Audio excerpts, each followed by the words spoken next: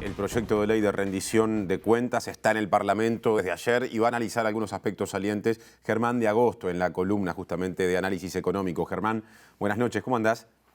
Todo bien por acá, Tincho, ¿vos? Todo bien por aquí también. ¿Cuáles son los aspectos más destacables o más salientes de este proyecto de ley que ya está a consideración parlamentaria? Bueno, resaltaría tres puntos en esta primera aproximación, ¿sí? El primero tiene que ver con el encuadre macroeconómico, ¿sí? Con el panorama que visualiza el gobierno hacia adelante. ¿Por qué? Porque de alguna manera los planes del gobierno, ¿sí?, dependen de su capacidad de poder anticipar, ¿sí?, el escenario macroeconómico. Y eso tiene que ver con, por un lado, los ingresos que va a tener disponible dependen de la capacidad de crecimiento de la economía, ¿sí? Y también los egresos dependen de variables como los salarios o como los precios.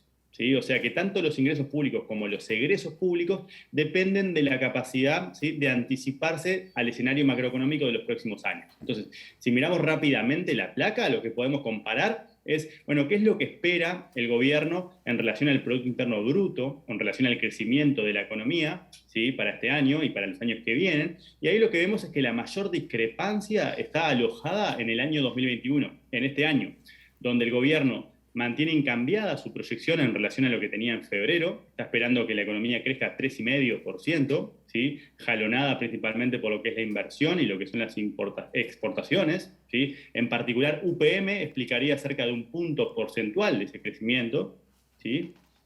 Y lo otro, que fue lo que conversamos el otro día, es en relación a que en las proyecciones del gobierno no se espera que se logre cerrar la brecha de ocupados, ¿sí?, que no logremos cerrar la brecha de ocupados este año. O sea que todavía vamos a terminar con un saldo negativo en términos de la cantidad de personas ocupadas, ¿sí? Eso tiene que ver con lo que conversamos el martes. Entonces, eso como por un lado, ¿sí? Ese es el encuadre macroeconómico que se desprende de la rendición, donde el gobierno justamente puede introducir ajustes sobre sus proyecciones de esas variables que son relevantes para los ingresos y para los egresos.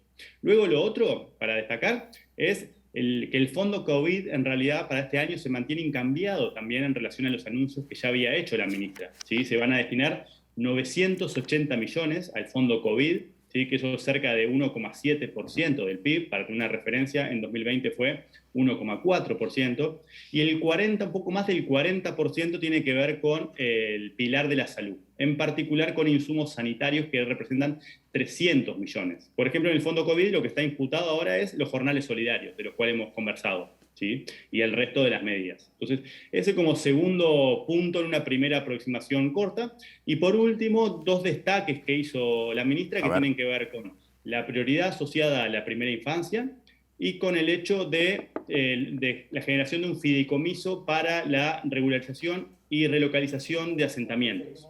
Y en particular, quería destacar el hecho de que aclaró, porque se lo preguntaron, que no va a haber modificación de impuestos, ¿sí? Y eso tiene que ver con la polémica que se generó hace unos días por la propuesta de socio de la coalición vinculada a la rebaja del IAS, ¿sí?